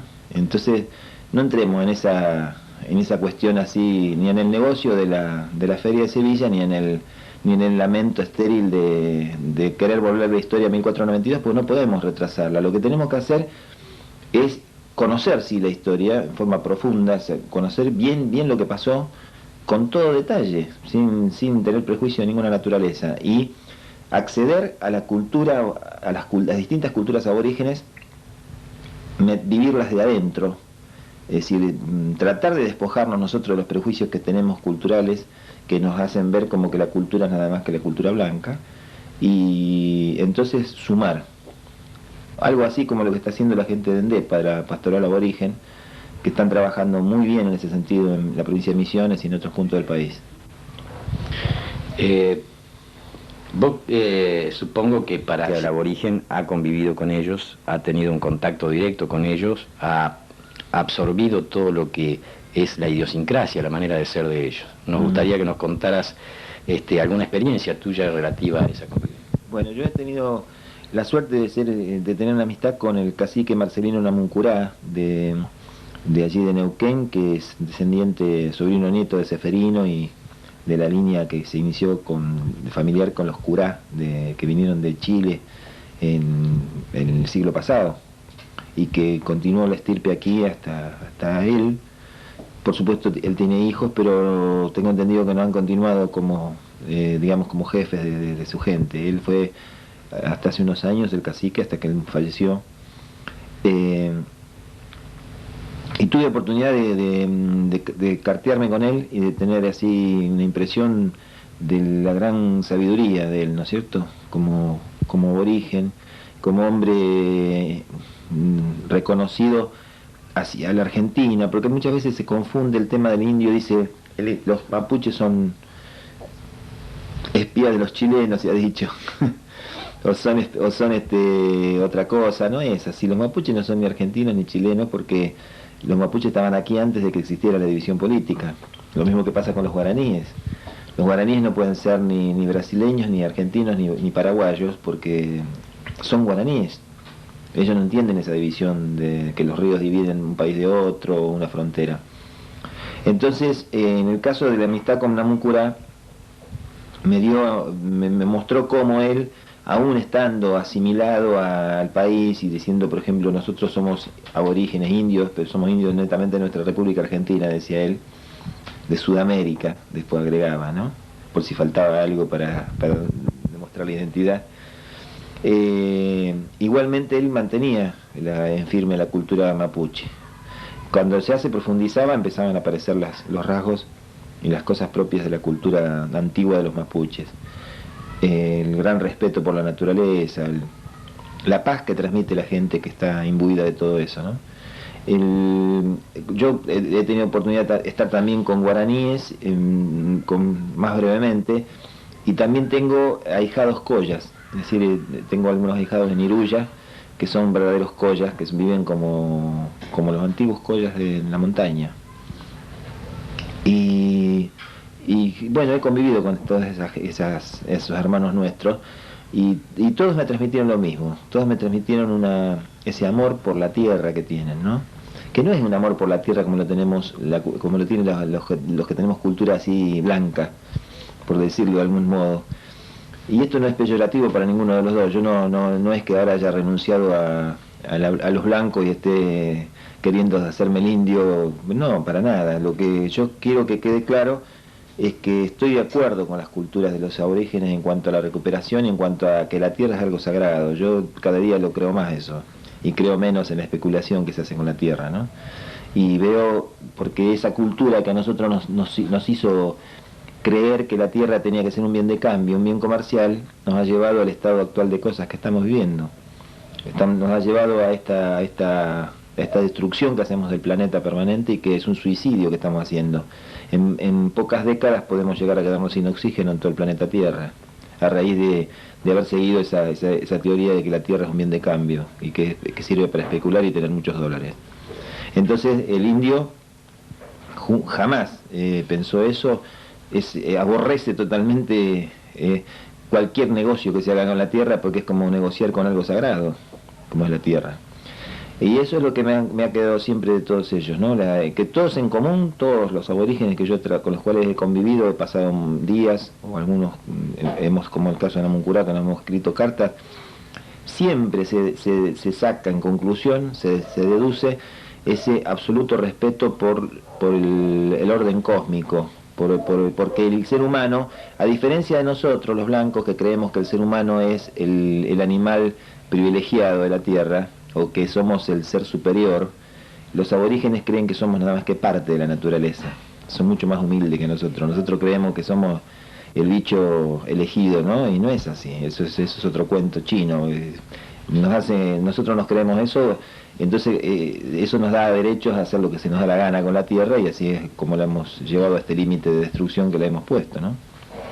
Correcto. Ricardo, sabemos que tu tiempo es corto, que todavía te quedan compromisos por cumplir. Nos gustaría prolongar mucho más este diálogo. Hay un montón de preguntas que van a quedar sin respuesta. Esperamos una nueva visita tuya para prolongar esta charla. Pero nosotros obviamente queremos saber la impresión que te llevas de la gente de Maciá, de su atención a tu exposición, de su preocupación por los problemas que estás exponiendo. Ha sido formidable la repercusión, que no es un éxito mío, es un éxito de cómo se organizó esta semana, ¿no? Hace unos momentos hemos estado participando ahí de un mensaje que llegó del Chaco, una felicitación que recibió la gente organizadora de la Semana de la Aborigen en Maciá de parte de las autoridades del gobierno del Chaco, que han sabido de lo que se estaba haciendo y que felicitaron oficialmente a los organizadores. Me parece que trabajaron mucho antes, se nota que han trabajado con la difusión, que han interesado a todo el mundo de la ciudad para que participaran todos en esto, ¿no? En este encuentro. Y eso se notó. Yo noté que tanto en el público grande como los chicos, como los adolescentes, todos estaban como con gran interés en todo esto, que no era una cosa forzada, no era algo que se hacía para cumplir una formalidad, sino que era algo que salía de adentro. Se nota eso. Hubo gente que me comentaban de que prestó sus pertenencias, algunas... la exposición que se está haciendo ahí en el Salón de Radio Integral, donde yo traje algunas fotos, pero estaba llena de objetos de artesanías, muchos de los cuales fueron provistos por personas que se sintieron convocadas por esta organización de la Semana del Aborigen y que trajeron sus cosas personales para exponerlas allí. Así que eso también es digno de rescatar, ¿no? No solamente fueron personas organizadores los que pusieron las cosas, sino que mucha gente espontáneamente se acercó a traer sus objetos para que estén ahí también, en la exposición de las cosas de los indios. Bueno, me alegro de que así sea, espero que esto sea un premio a tu tarea constante, que me imagino que ha de tener sus sinsabores, ¿no es cierto?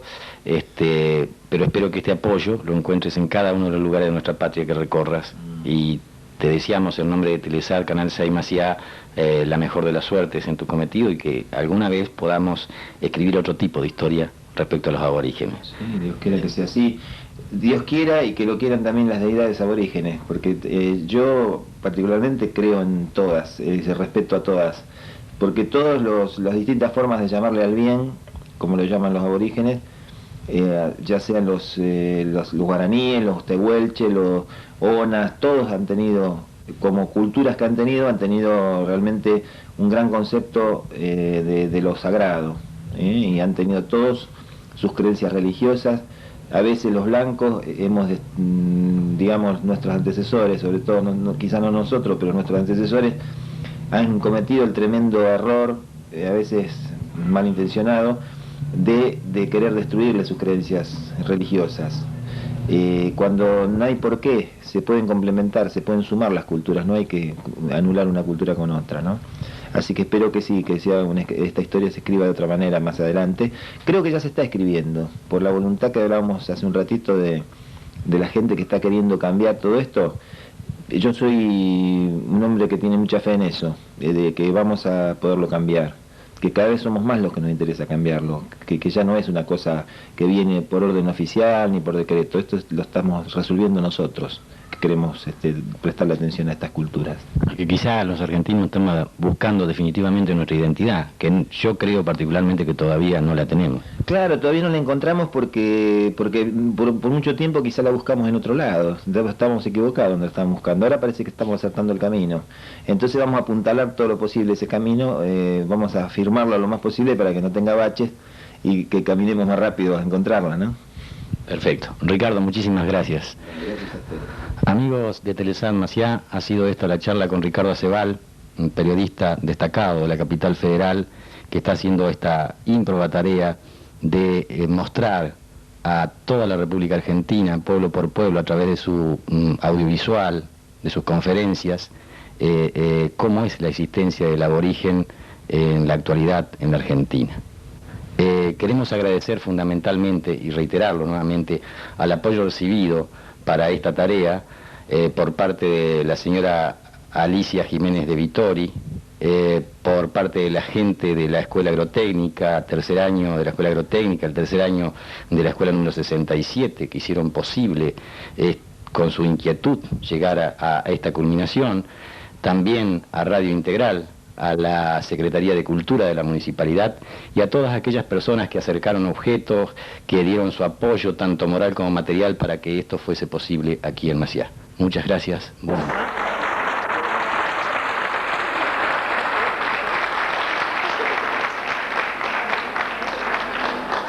Público presente, amable, escucha de Radio Integral. Tengan ustedes muy buenas noches. En primer lugar, la bienvenida a Ricardo Acebal Maciá, que hoy y ayer ha mostrado su trabajo a toda la juventud estudiantil de Maciá. En buena hora. Y nosotros, como no podía ser de otra manera, hemos estado recordando, digo nosotros en nombre de la Municipalidad de Maciá, al aborigen y su cultura, porque interpretando al aborigen y su cultura, tal vez nos explicaremos muchas cosas del presente. De esa manera, el futuro, buscando las raíces de nuestra cultura y buscando nuestra identidad nacional, podemos lograr esa unión. Esa unión que lleva como fin la felicidad del hombre. Yo no quiero empezar a charlar y hacer un discurso, y menos de cultura, con todo el respeto que tengo hacia Ricardo Acebal y hacia el tema específico. Además, en este momento tengo que presidir la reunión de junta, así que lo dejo en la grata compañía y el trabajo que ha preparado para todos ustedes, y quiero que le den la muy buena bienvenida y estadía en Maciá a Ricardo Acebal. Muchísimas gracias. Se escuchará la palabra del director de Radio Integral, señor Jorge Rubén Mendieta.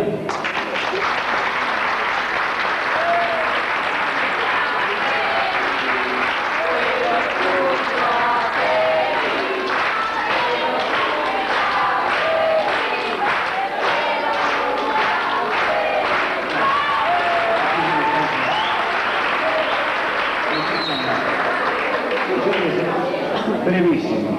Quiero destacar solamente dos cosas porque las considero muy importantes.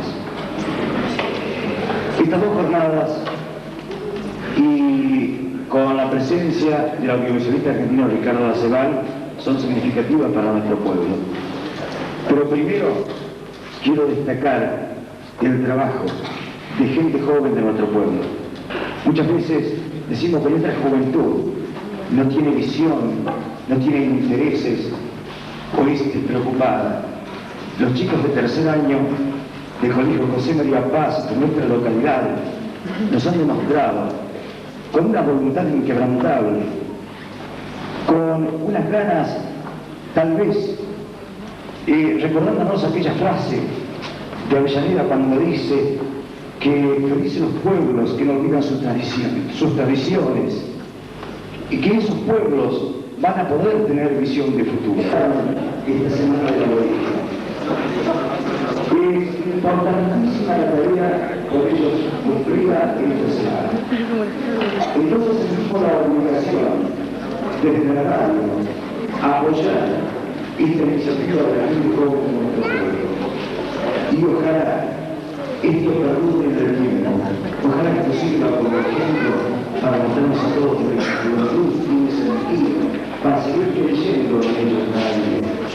Y por último, agradecer a esta convocatoria de los pueblos de Maciá, de la provincia de Entre Ríos, desde hace muchos años, que es Ricardo Acebal, un auténtico embajador de la cultura nacional, que bien desde hace muchos años tal vez podría estar trabajando desde un alto piso, en pleno centro de la capital federal, detrás de un escritorio, cómodamente por la cultura, o ganando un sueldo diciendo que trabaja por la cultura de su país, pero prefirió ser una de las personas que trabaja por la cultura en forma ambulante, recorriendo cada rincón, metiéndose en los lugares más insospechados para mostrarles a todos los hermanos argentinos que hay otros hermanos diseminados que no conocemos y mostrarle a todos que esa gente existe, que es hermana nuestra, que somos hermanos, como en el caso de sus trabajos como audiovisualista de los aborígenes argentinos. Por eso yo le agradezco a mi amigo Ricardo Zavala la presencia aquí, les agradezco a todos ustedes y fundamentalmente a las autoridades del colegio por esta feliz iniciativa y vayan nuestras felicitaciones y el compromiso de nuestra radio, que es la radio de todos ustedes por otra parte, de seguir apoyando este tipo de manifestaciones culturales en bien de todos. Muchísimas gracias. Y ahora escucharemos la palabra de uno de los alumnos organizadores de este evento, el joven Beltrán Vallejos.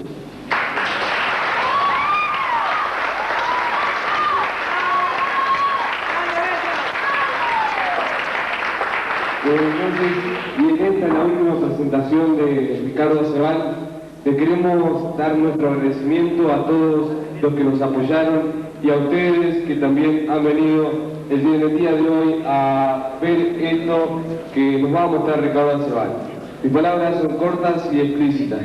Simplemente les digo muchas gracias a la municipalidad que nos apoyó durante toda esta campaña que hemos llevado, a los profesores con los cuales contamos con su que nos ayudaron, y pudimos lograr de esa manera llegar a esto que ustedes están viendo. También agradecerle a Radio Integral, con la que también contamos con todo el apoyo, y a toda la gente que hoy está acá. Muchas gracias y les dejo con la palabra de Laura Fuentes, que les va a dar una especie de introducción a esta charla. La historia puede ser contada desde una sola posición, desde un solo punto de vista, se equivocan.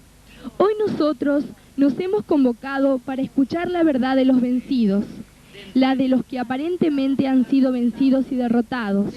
Responder hasta qué punto de vista ha sido vencido una cultura e idioma propios, ni superior ni inferior a los nuestros, que vivían en armonía con su entorno, y comprender el derecho de todo individuo a ser respetado integralmente. Nos estamos refiriendo a los primitivos habitantes y dueños del suelo. Queremos que llegue a ustedes el saber cómo vive hoy nuestro hermano aborigen, a través de un caminante que se ha preocupado desde hace mucho tiempo por la cultura de nuestro país. Tenemos el gusto de presentarles al reconocido periodista Ricardo Zavala.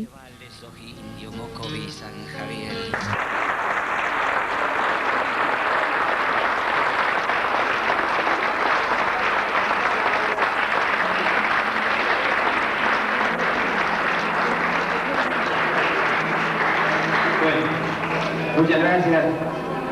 Para mí es una alegría enorme el reencuentro permanente con la gente de Maciá, con la cual hemos dialogado muchas veces gracias a la mediación de amigos como Jorge Mendieta, como mi querido amigo La Rosa, con quien también nos hemos encontrado en tantos lugares del país, con tanta gente como Pocho Vittori, como tantos, no podría nombrarlos a todos porque seguro que voy a dejar algunos sin nombrar.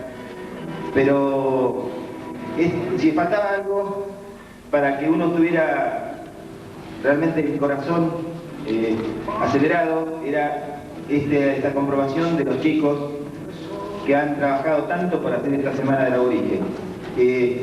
Realmente uno anda el país por muchas partes y no tiene esta oportunidad de encontrar estas iniciativas tan seguido. Por eso, bendito sea Dios y bendito sean las deidades aborígenes, bendita la Pachamama, bendito Tupá, bendito todos aquellos fuerzas del bien que han permitido y que impulsan a que nos encontremos, que nos sumemos y luchemos todos por la paz, por la naturaleza, en suma por el amor, que es el único que genera obras buenas. Lo otro ya, el odio es algo que no genera nada bueno, en cambio esto sí.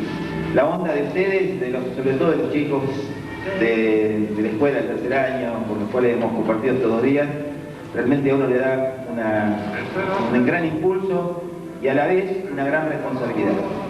Nada más que eso para culminar y por favor no quiero que me sigan elogiando tanto, porque si no al final me voy a convertir en una estrella y eso no lo busco, ni me interesa.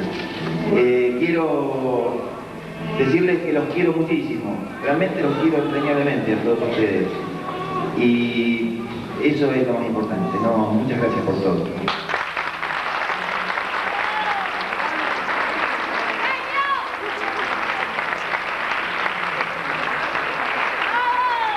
Gracias.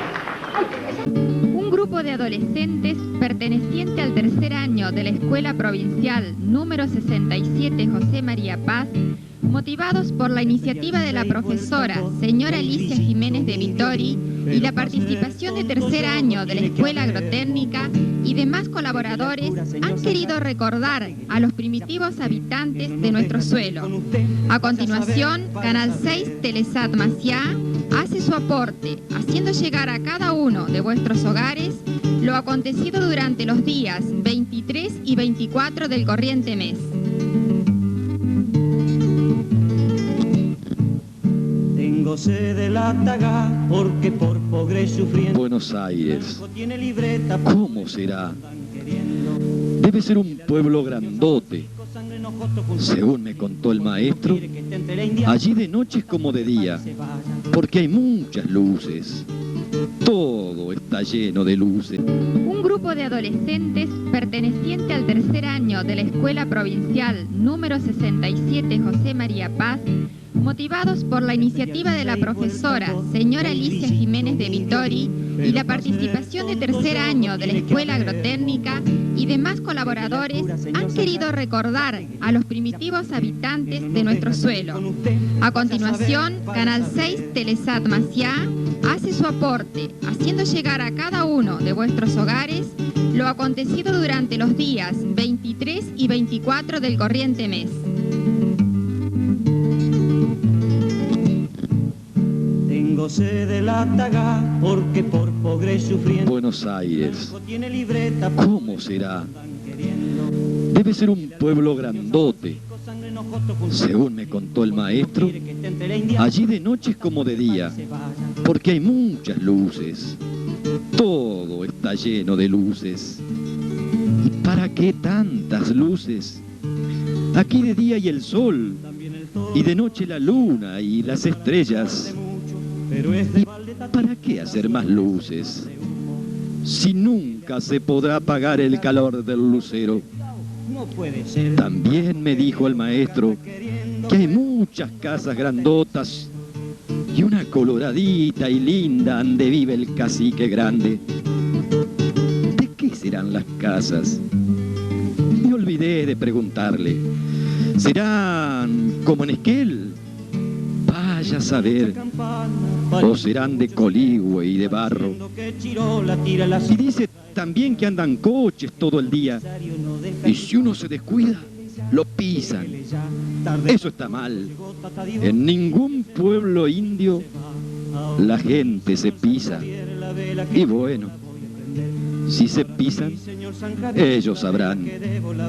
Y dicen también que hay una estatua de nuestra libertad y qué sé cuántas cosas más. En fin, será como él dice. Me gustaría verlo, pero de día. ¿Para qué de noche? ¿Para qué prenden luces? De noche hay que dejar las estrellas que siempre estuvieron, sin que nadie las prendiera, porque las prendió Dios. Poema de Antonio Ñanculef, indio mapuche de Cerro Centinela, provincia del Chubut, recopilado por el investigador santafesino Lázaro Fluri.